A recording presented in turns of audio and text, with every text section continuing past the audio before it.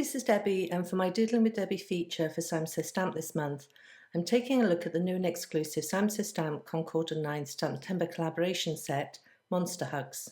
The Monster Hug set has the most adorable monster with a really expressive face.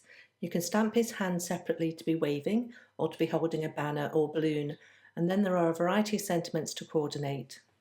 I decided I wanted the monster to be holding a balloon because I love the open space a balloon affords for colouring.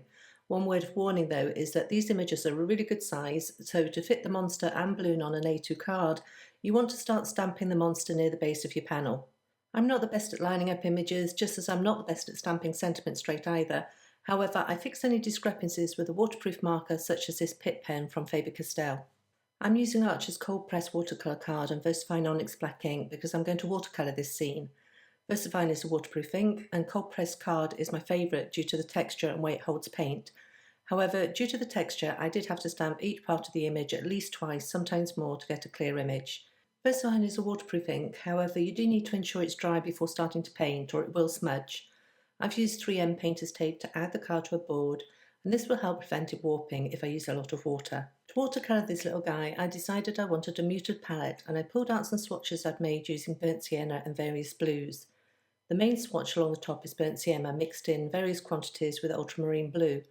But lower down, the bottom two rows are burnt sienna with phthalo blue green shade and cerulean blue chromium, and I loved how these blues combined with the brown to form dusky greys, greens and teals.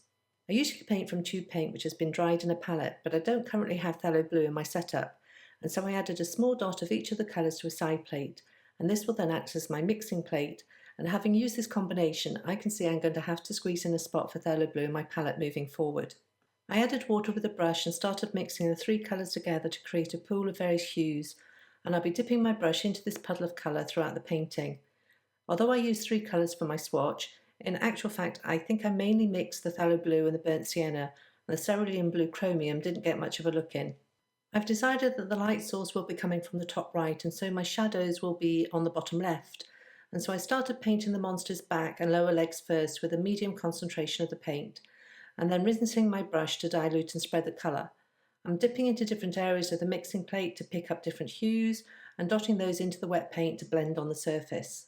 I found it best to not make the face of the critters too dark or you lose the expressions, and so my aim is to keep a light layer of paint over the face and then deeper colours around the edges, particularly on that left side. At this point I'm not worrying about creating fur texture at all, but getting down a good base layer of shadows and highlights. The only exception is that when I'm painting close to the lines of the monster's image, I use a flick of the brush to create wispy fur-like edges.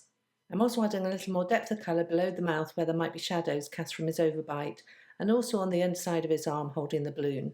Once I'd got a first layer down, then I dried the panel and started on the second layer with the tummy and horns. If I tried to paint these while the first layer was wet, then the colours would have run and mixed together, and I wanted the tummy to stay lighter as his rounded belly would no doubt be catching the light. Once the first layer was dry, I also realised I needed to bring in more depth of colours as they always dry lighter, and so I used more concentrated paint mixture to give deeper, darker shadows. It was at this point that I started to build a little fur texture. I didn't want to add marks over the whole of his body as I thought this would look too busy, but instead by adding a few flicks and marks in places, it would give the impression of fur without it overwhelming the image. I kept dotting around the fur, adding a few marks here and there, and then I dried the panel again, and to add some highlights to the fur I used white gouache. Gouache is an opaque watercolour which allows you to paint over darker colours, and so I added a few flicks of white here and there as well, and then I turned to the ground. Whereas I wanted the monster to be grey with hints of brown and blue, I wanted the ground to be more brown but with still some variation in there and hints of the other colours. For the balloon I wanted it to be mainly blue, and for this I mixed up phthalo blue with just a touch of burnt sienna for a more dusky blue hue. I then painted the first light layer, leaving an unpainted area for the light catching the balloon, and then brought in more concentrated colour and let the water do the work of blending it all together.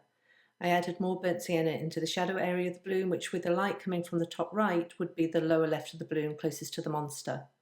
I dried this layer and then added more depth of colour for the second layer, and then I dried that layer and added more colour again. Each time I reduced the area that was painted to concentrate on those shadows.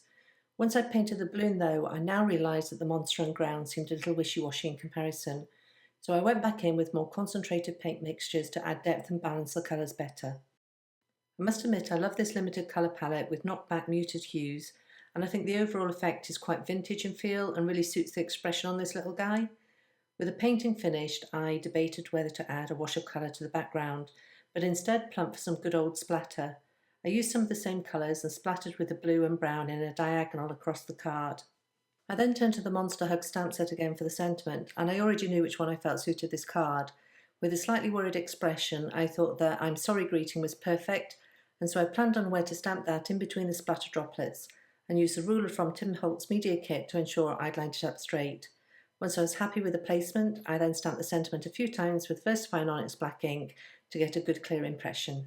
To add more fur texture, I took a dark brown FABER POLYCHROMOS pencil and added a few more flicks here and there, and added a few more shadows to the horns also. I then trimmed the panel down to 4 by 5 1/4 in size and added foam adhesive to the back before mounting onto a fob card base. I debated what accents to add, and then I had to answer the door and forgot to turn the video camera back on when I decided that sea breeze and dark walnut Nuvo droplets were the way to go. So I've added those to my card. However, when I thought I was filming, I was mentioning a tip about how to get nice round droplets, and that is to tap the back of the card once you've added the droplet, and this causes the liquid to round off into a nice shape.